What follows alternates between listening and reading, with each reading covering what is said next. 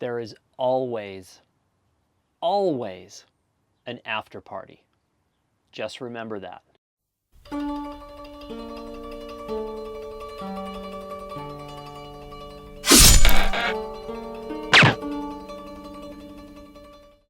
So let's say, for example, you go to a photo, and I got notes, I got a lot of notes. Let's say that you go to a photo event. Could be a festival, could be a gallery opening, could be a museum opening. You're there, you're putting out the vibe, you're thinking, I think I want to be part of this photography thing. But you go there and you may or may not know anybody. And you go to something like a gallery opening and you realize that everybody's in the middle of the room and they're looking at each other, they're not looking at the work. Because they're trying to figure out who's there and who are they with and what are they wearing and what can they do for me, and you start to begin to understand that this whole thing is a game. You go to this event and you're there and you're putting out the vibe and you think, this is cool, I'm going to be a part of this, and then you see the little clusters of people standing around all staring at each other and you think, how do I get into that little group of people? I kind of know that person, but they kind of think I'm a spastic Nerf bag, so maybe I can use them as an entryway into that group. So you go over to that person and you kind of saddle up to them with your horrible wine and you're like, hey, how's it going? And you hope that they don't scatter like cockroaches. You hope that they look at you and they go, oh, who's this new fella here or this new gal here? And they invite you into the little circle, and then you're one step closer to the promised land. But remember, you're still a long way away. You get into that little circle of people and you start talking about camera gear, you're out. You get into that little circle of people and you start, I don't know, talking about soft releases and fluoride elements, you're out. You don't get invited. Landscape photography, you're out. You don't get invited. It's a harsh world. I don't make the rules. I just play along. But you got to realize, after that event's over, there's an after party. You might not be invited. I might not be invited, but it's going to happen with or without us. Typically, it starts with the artist, whoever's being featured, a small cluster of their circle and friends, maybe the gallery owner, the curator, whoever from the museum is there, and then there's an after party. It starts with a dinner, and you go to the after party, and someday you're going to get invited to the after party, and you're going to be like, I'm the man, or I'm the woman, I'm the one, they love me, I'm here, I'm in, I'm shoot into this, I'm going to be a photographer, I'm going to get famous, I'm going to do shaving ads, I'm going to do haircut ads. This is homemade, people. This doesn't happen by accident. You go to the after party, and then you realize there's an after party, and I'm not invited. And that's hard. It stings. You realize, yeah, I'm kind of a spastic Nerf bag. I'm still down here at B level. I'm not driving Formula 1. I'm driving Formula 2, and I barely have a ride. From race to race, I know I could lose it. Not a good place to be. You want to get to the after party, because here's the dynamic. The deals are made at the after party. That's where the people hang out, and they start to say, this person looks fairly normal. It turns out he's not a spastic Nerf bag. He's a normal guy. He has good work. You meet in the after party when the guards are down and the pretenses are down and the industry is down and people are human beings again. This was a public service announcement for those of you who are trying to get weasel your way into the actual photo industry, editorial, commercial, advertising, fine art, fashion, automotive. Did I say automotive? I meant automotive. That industry, agents, art buyers, photo editors, collectors, gallerists, they're at the after party. That is what you are after. Get it? After the after party, you're after that section of the world. That's where all the moving and shaking happens. Okay, not all of it, some of it, and it's really fun and interesting and different, and that's where you want to be. Now, that had virtually nothing to do with what this film is about. And let me just remind you, 0 people asked me to do this film. 0. Which is why I'm doing it. And I've got my mic in a new position, so chances are the zipper's rubbing on it and it probably is going to ruin it and I'll have to do this over. And I've been in the van way too long. I've been in here. It's unhealthy how long I've been in the van. But look at the beautiful scenery I have for you here. See? And I've balanced the exposure, masterfully balanced the exposure. I have huge hands. Did I ever mention that? My hands and feet are abnormally large. Not really, but look at the scenery I have for you here. This is not a low budget YouTube production. How do I get rid of the keyboard on my iPad? Okay. This is called Dear Photographer because these are some things I've learned over the years that I think are helpful. that are actually more relevant today, more so than ever before. But before I say any of these, and these are probably not going to win me friends and influence. This is a little bit of tough love, and there's going to be some haters out there who take shots at me. That's fine. That's what being online is about. I just want to preface this by saying every single thing I'm talking about, I have been guilty of. I've either done it, thought it, done it more than once, done it and celebrated it, done it and denied it. So everything on this list is something I've done. But if I can save you the pain of going through all of the mistakes that I did, this will be good. So these are not 10, 11, mind you, 17 reasons why you should never watch Dan Milnor's YouTube channel. And then the next day I'll do 17 reasons you need to think of before you buy Dan Milnor's YouTube channel. All of that mierda, if you will. This is called Dear Photographer something, I don't know.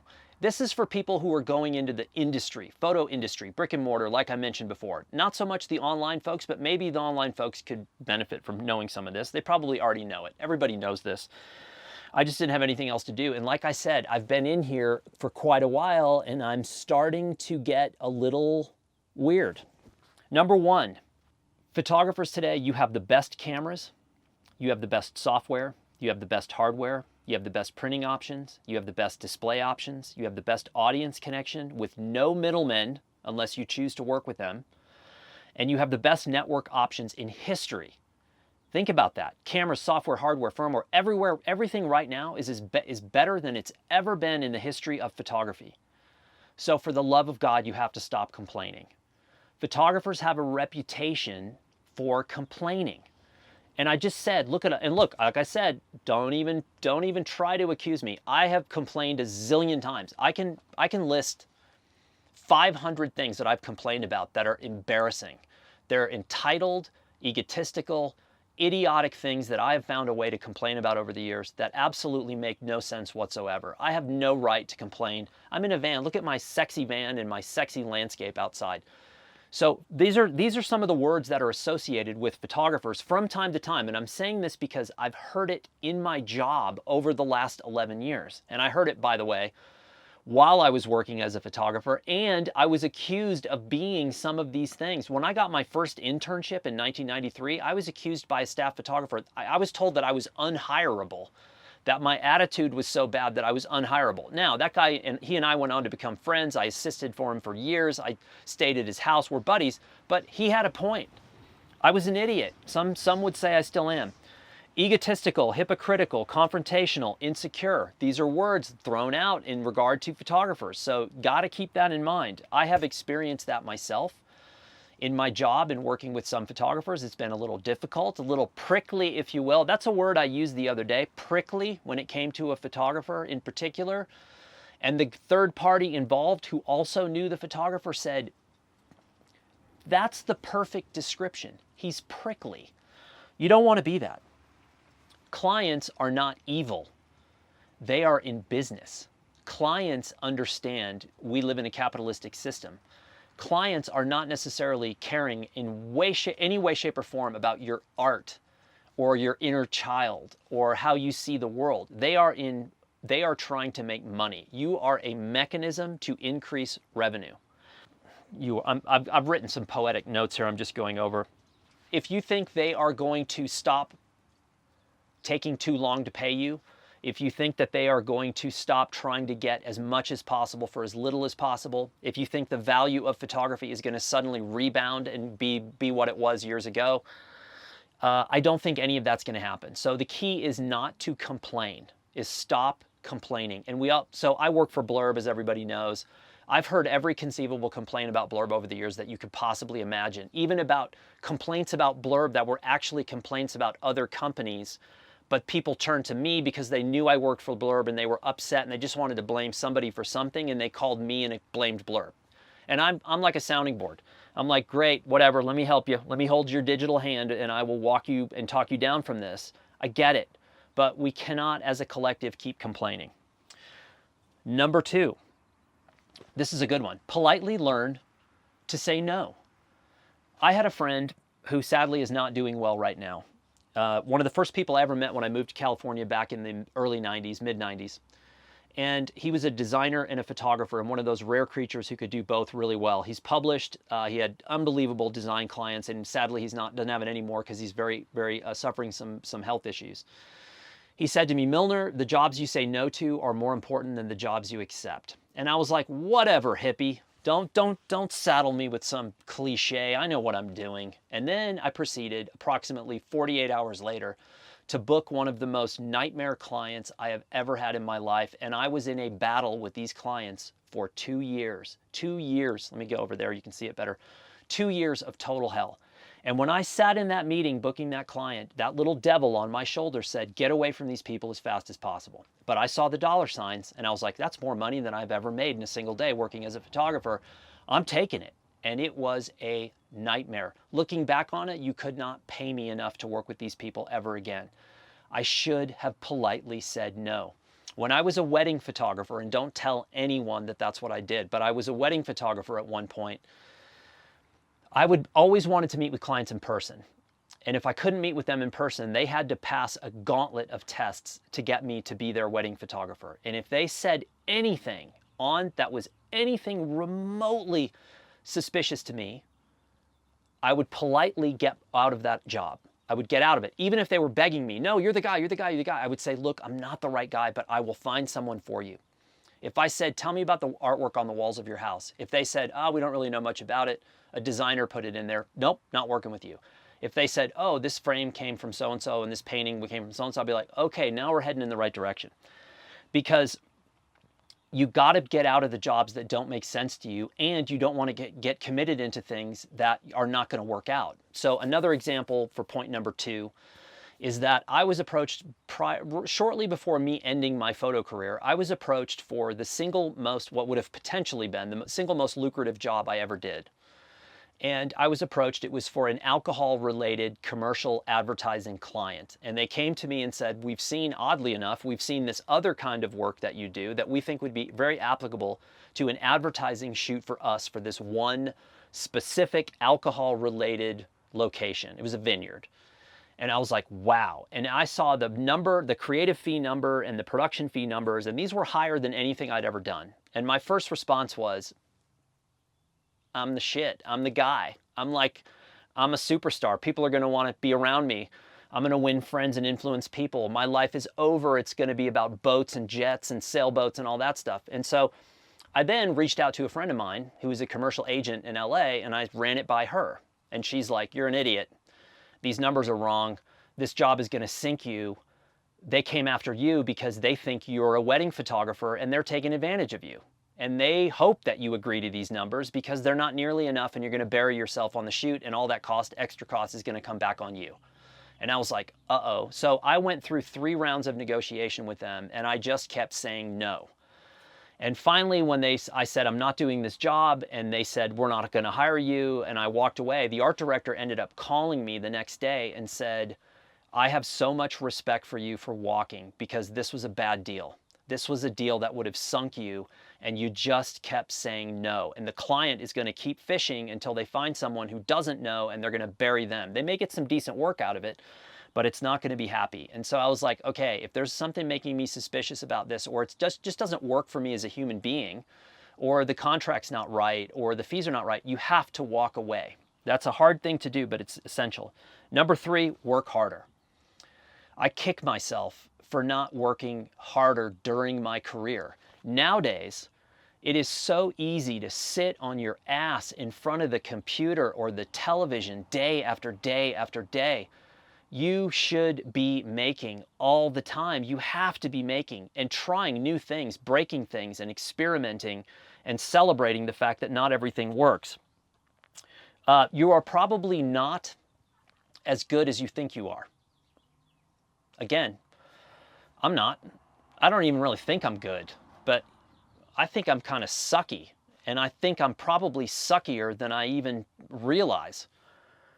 And I think you are too. And the online world is dangerous because a bunch of unknown people, untrained people who are nice and reaching out and saying, you're great, you're great, you're great. Well, look, baseball players are the perfect example, professional baseball players. And golfers will fall into the same category. I've spent a little bit of time in my life photographing professional baseball players and golfers, and it was not fun. They were not fun to be around.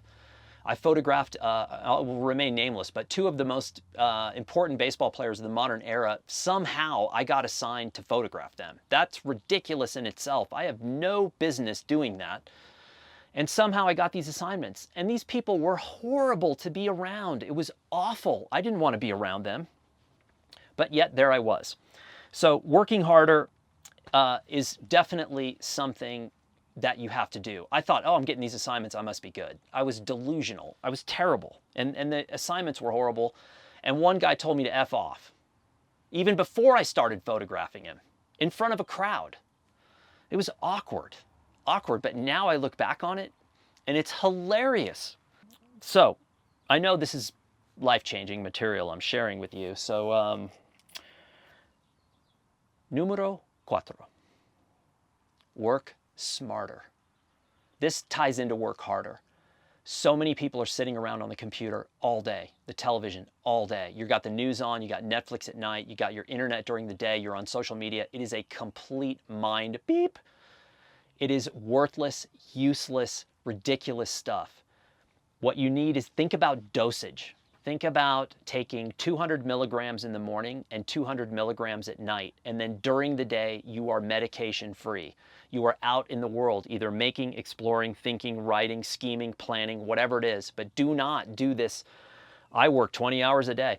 When digital cameras arrived, the real ones, I suddenly had friends who were like, oh my God, this is amazing. I have no film and processing cost.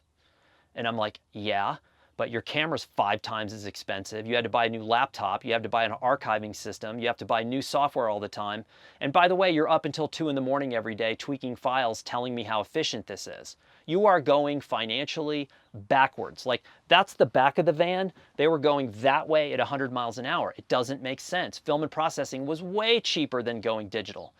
Work smarter. It's about getting in, getting out. And I don't believe there's any such thing as like a 4-hour work week. I think that's nuts. For anybody who has an actual job, you work at Home Depot, try to tell that to your boss. You work in my role at Blurb and tell them, oh, I got a 4-hour work week. They'd be like, great, see ya. We've just given your job to someone else. Then you throw photography in. I don't see how that could ever be a 4-hour work week, but I don't even think 4-hour work week is necessarily a good thing. If you love your work, do it, but work smart. Don't just work. What happened in the early 2000s was the beginning of the cultural phenomenon about bragging about how awful your complicated and busy and hectic your life was. Oh man, I was in 13 airports in 12 days and, you know, I worked 96 hours straight and stole a bag of pure adrenaline from the pharmacy in Shanghai, shot that baby up before I got on the flight, and then I did email the whole time. People are bragging about this stuff, and you're like, that's maybe the dumbest thing I've heard. I was in first class eating hot nuts. That seems like a lot better to me. And no, I don't ever turn my phone on a plane, and I don't turn my computer on. Believe it or not, I work for Blurb. I don't ever work on a plane. Never. Even like 15 hours to Australia, hot nuts, champagne, movies. That's it.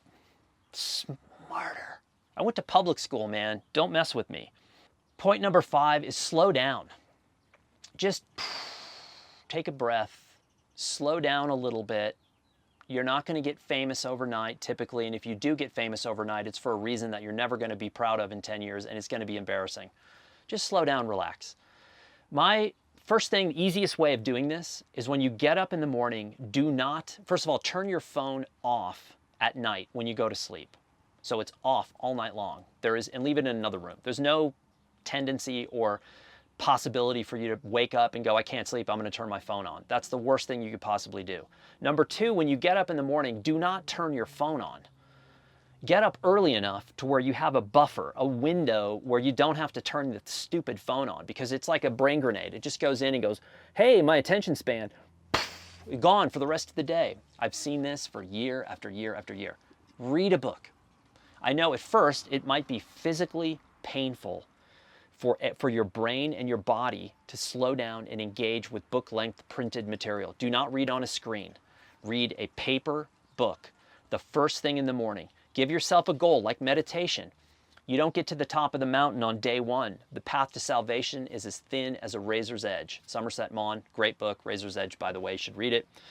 That would be a great book to start with. Larry Darrow character is one of my all-time favorites.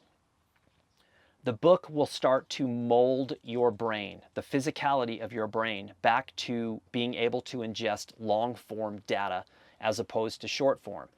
The decision makers in photography, the people at the highest levels of photography, are people who read. They are people who have an appreciation for conversation and knowledge outside of the industry, or knowledge inside of things like the history of photography, of context of photography. If you're on your phone the whole time talking to them, or you're at the after party, or the after party of the after party, and you're on your phone, what a lame-ass way to do it. Like, you have access to these people, and I'm saying this because I've seen it happen. I've seen people at the after party who can't get off Instagram. And they're like, oh, did you see so-and-so's on Instagram? Oh, did you see this on Facebook? Oh, did you see this or whatever? And I just want to go, pow! Put your phone down. Put it away. It's not interesting. It's dumb, and it makes you look like a skittish person who can't have a conversation. What the hell is that noise? There's either a creature trying to get in my van, or a creature just got out of my van. I'm locked and loaded, baby. Good luck getting in here. I'll vaporize that thing. Okay, point number 6. This happens all the time. Say thank you. Just say thank you to the people who are trying to help you. I know that might sound pretty obvious. You would be amazed. I get hate mail every day, and I have for 11 years. And hate mail about me personally, and then hate mail about my beliefs about like social media, but then I also get blurb hate mail. I got a call a couple weeks ago, guy calls me and he's like, blurb sucks and you suck. And I was like, woof. And so I just was like, okay, I'll let him get through it. And within a minute of the conversation, I knew what the problem was, and I knew it was user error. But I couldn't say to him, dude, you're an idiot, it's you. So I had to make it seem like he made the discovery himself and then figured out the workaround by himself, even though I was the one telling him and like talking him off the ledge. The second he realized it was on him and it was his mistake and I had helped him, he hung up on me. Not only did he not say thank you, he just hung up. And I told that to a friend, and my friend goes, who are these people? Like, why do that? I go, this happens all the time. This has happened, it's gotten worse, I guess, in recent years, but because there's easier to communicate with people, there's more options. But this goes way back in the day. When I worked for Kodak in 1997 and we would sponsor people with film, and we're talking several hundred rolls of film on a project, oftentimes not only would there not be a thank you, there would be a threatening email or call at the end of the project. I'm not making this up. Photographers would say, yeah, you sponsored my project, but if you don't sponsor the next one, I'm going to Fuji. They would threaten us. I don't even know what to say to that. Say thank you, hold doors for people. Most parents like instilled this in us, that you do the right thing. You say thank you, you hold a door open for someone, you see someone in trouble, you assist. All these basic componentries of life. I should not have to put this in a YouTube film, but I'm putting it in there because this has happened to me recently, where I went above and beyond to help a photographer with their publishing project, totally unrelated to Blurb. And not only was there no thanks, it was like thrown back in my face. And someone who knows me very well was there when it happened, and same question they had was, who are these people? And I'm like, look, we get myopic, right? We get, when you're trying to be a creative or an artist or whatever you want to call yourself, it is very, very easy to fall into the circle of just thinking about yourself. That's your only space in the world is right above your head, and that's dangerous. So just slow down, say thanks where thanks is due. The people on the receiving end will appreciate it, and it will make you look like a better human being. Alrighty then. Photographs by lightning and God himself. Hopefully you know that movie reference. Okay, point number 7 is unplug for 2 weeks, 3 times a year.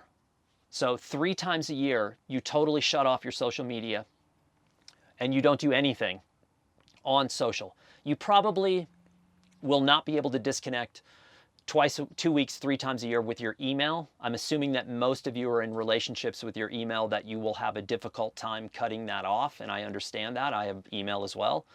And also when you go away for a couple of weeks and you haven't looked at your email and you come back and there's like 17,000 email, My advice in that situation, select all, delete. Select all, delete. I will repeat it again. Select all, delete, because if it's important, they will find you. Now, I had a friend in that situation. He took a hiatus. He took a sabbatical from work, 3 months, came back. We had lunch the day he came back. He turned on his phone and there were literally like 40,000 emails. I said, select all, delete. I'm your friend. Dan is your friend. He's a life coach with no training that goes 100% on instinct and misinformation. And Dan says, select all, delete. Well, guess what? He did, because he started looking at this mountain of email and said, I can't do this. I won't make it. He did. Nothing happened. So disconnect for 2 weeks, 3 times a year from all of your social media. You will be a better human being.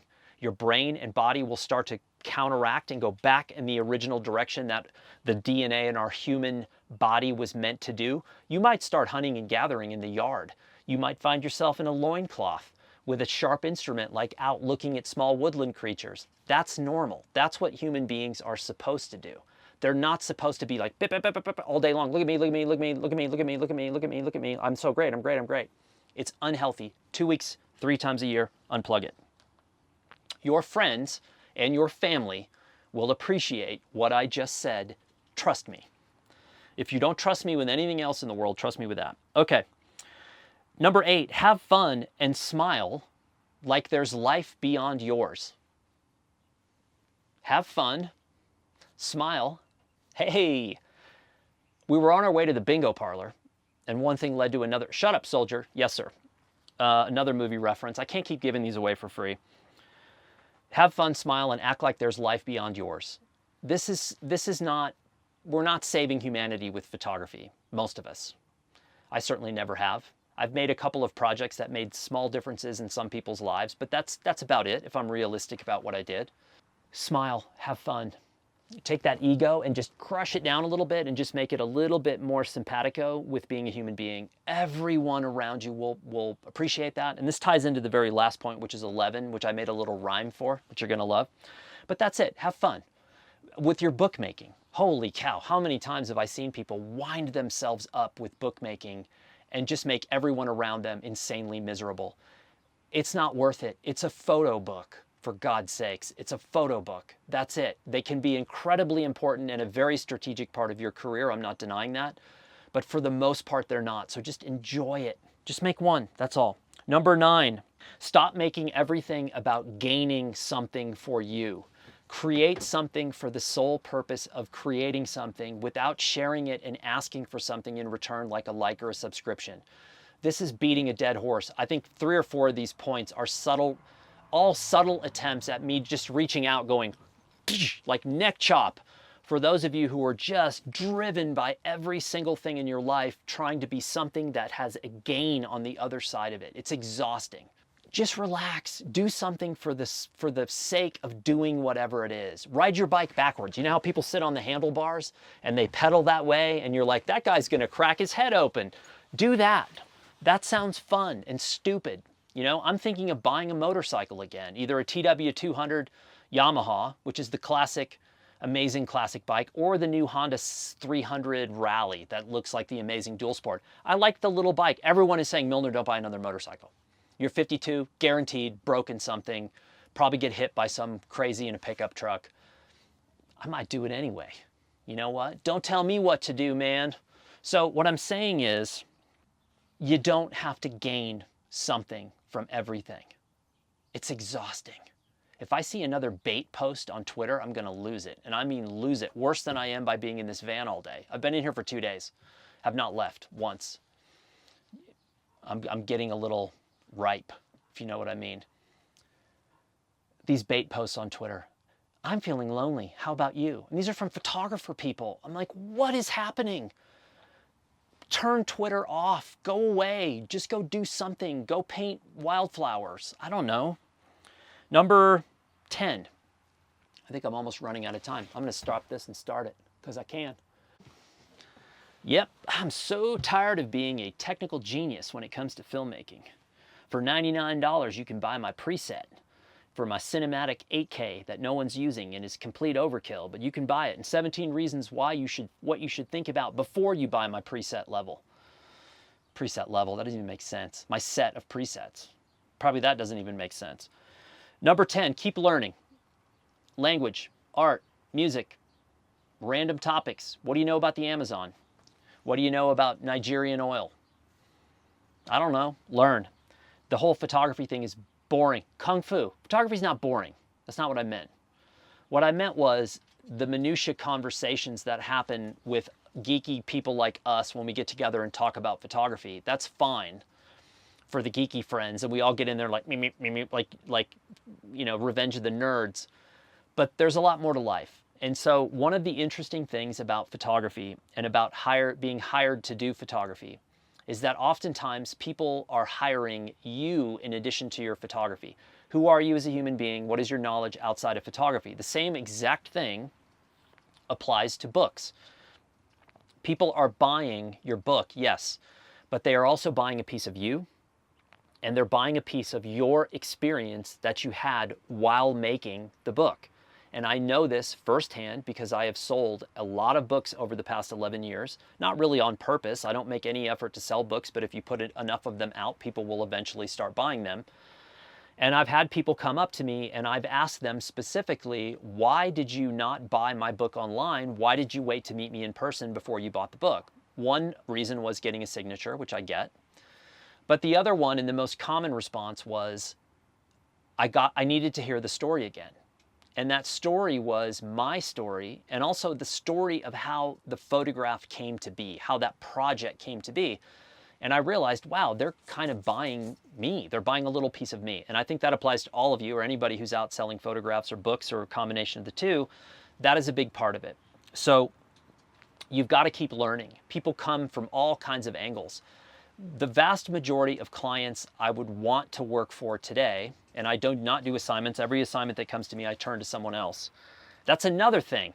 When I said about saying thank you, how many jobs have I gotten other photographers in the last 10 years? I got a job for someone a couple years ago that was a nice, big, fat commercial paycheck.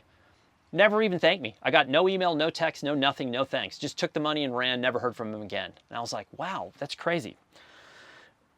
Okay. The last thing before, and this is really long, and what else have you got to do? We're all trapped. I'm out of gas. I'm just at some stranger's house. Hopefully they haven't called the police. Number 11, and I did this just for you. It took me hours to come up with this. You can't be a jerk and still get work. Yeah, just let that sink in. You can't be a jerk and still get work. When I came up in photography, there were quite a few photographers who were working all the time, who were actually really good photographers in all kinds of genres, from fashion to automotive. I can see specific faces in my mind. Photojournalism, editorial, not so much commercial, but definitely advertising, definitely automotive, definitely editorial, definitely photojournalism, who were complete a-holes. I mean, legendary reputations for difficulty. Attitude, ego, insecure, combative, just not good people to be around. I met them when I worked at Kodak. I met people at Kodak that I was like, wow, I don't ever want to be around this person at all. Wildly successful.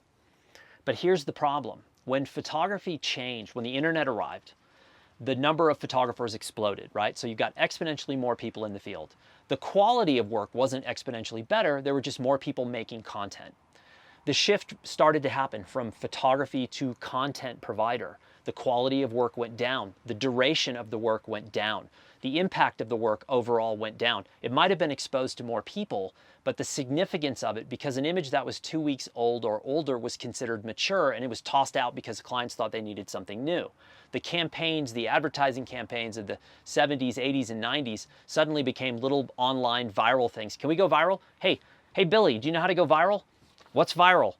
These are conversations that were literally happening. What do you mean by viral? You mean there's a virus? No, I mean like online virility. What do you mean by virility? I'm virile. No, I'm not talking about you. I'm talking about making something online, not your virility. I don't even want to know about your virility. I'm talking about online. It changed the perception of photography. And all of a sudden, those people who were jerks and really hard to work with, they started to get less work because clients were like, I don't want to put up with that. The work that we're going to get from that person is only going to be used for 2 weeks. Maybe there's not even a print campaign. It's just online. why do I want to put up with that? Yes, this guy over here or this woman over here, maybe her work is not quite as good, but she's dreamy. She's friendly. She says thank you. She's professional. Her crew is cool. She knows how to handle a client. I can leave her alone on the set and the clients are going to love her. Maybe the work's not quite as good as this woman over here, but she has a very difficult reputation. I saw this happen over and over, and I saw the folks who had a very difficult reputation. There was one guy in automotive that was brutal, brutal. I made the mistake of calling on him at Kodak, and I was like, ruh-roh, Scooby, how do I get out of this? It was really bad. And he was incredibly successful. Automotive photography was a goldmine for me because I'd never heard of an automotive photographer. I didn't even know that subculture existed until I met, many of these guys were based in Long Beach. I met these people who had studios in Long Beach that were cranking through more money in product and shoots than anyone else I knew. And so I was like, wow, 99% of those people were great. They were fun, they were interesting, but some people were really tricky. And I was like, wow. And again, the clients and jobs started to go away because people just said, I don't want to work that hard. So I'm looking for somebody, and all of these points are ultimately tied together in the sense that it's basic stuff. It's be nice, be professional, unplug, be more than a photographer, stop complaining, and just understand that when you're talking about photography, it's very much like you're talking about life. You're talking about context, where you fit in. Where are you from? What's your family like? What was your environment? What's your socioeconomic standing? What are your goals in life? What is your philosophy? What do you believe? How do those beliefs make you feel? All of that stuff is wrapped into the photography process. If, like I said at the very beginning, if you're going after like the industry of photography, if you're just working online, I'm not sure how much of this applies. I think some of these things would still be good advice, but otherwise no. And remember, I made all of these mistakes. I legitimately did. I am as flawed as anybody walking the photographic earth. And I still do idiotic things on a regular basis. Just ask my wife, because she would be more than happy to share all of the stupid things that I do. My family would as well. I once set my pants on fire with a branding iron. So yeah, had to take my pants off in front of a whole crowd of people. Now I was a little kid. It was in Wyoming. We had just moved there. Our family was new to like the ranching thing. And I was little and I had tough skins on. And if you don't remember tough skins were like made out of 100% petroleum. I don't know what they're made out of. They're impervious. Little monkeys like me rolling in the dirt all day. You couldn't destroy tough skins. So my mom bought me a pair of these things. We moved to Wyoming, and the first couple of days that we're there, there's a set of corrals next to the house, and they're branding cows. And this was prior to anybody having a squeeze chute. So when you're branding a cow, it meant two guys on horseback roping. You had some guy heeling and some guy heading. So they roped this cow. They got it stretched out. We're just about to brand, and I'm like this little kid. I'm like this. I'm like excited, and I'm trying to get the best view, and I climb through the fence, and I'm standing over the cow like what's about to happen. I have no clue what's happening. And I decide to stand on the branding iron. And then I'm standing there, and I'm like, I smell smoke. Somebody's in fuego, man. Somebody's on fire. And then I felt the heat on my leg, and I had actually set my pants and my sock on fire. And when you set a pair of like petroleum pants on fire, they burn. And so I was like fumbling to get out of these. And now I'm running in circles in the corral, and people are like, oh, look, he's doing an interpretive dance. That little kid, he's so creative. And then I had to take him off in front of this crowd of people, cowboys mostly. And it was a little embarrassing. So I've done that. That was probably when I was in 4th grade. And I've continued my lineage of stupidity on a consistent basis through practice and dedication until now. So I hope that was helpful. I think this is a general public service. And again, I don't know, some of these things might be helpful to you, but it was more just fun. These are things that I run into all the time, topics that I encounter all the time, and we all do, navigating in the lives that we do. But hope that was helpful, and I will be back. Remember, that was 11 things, I think.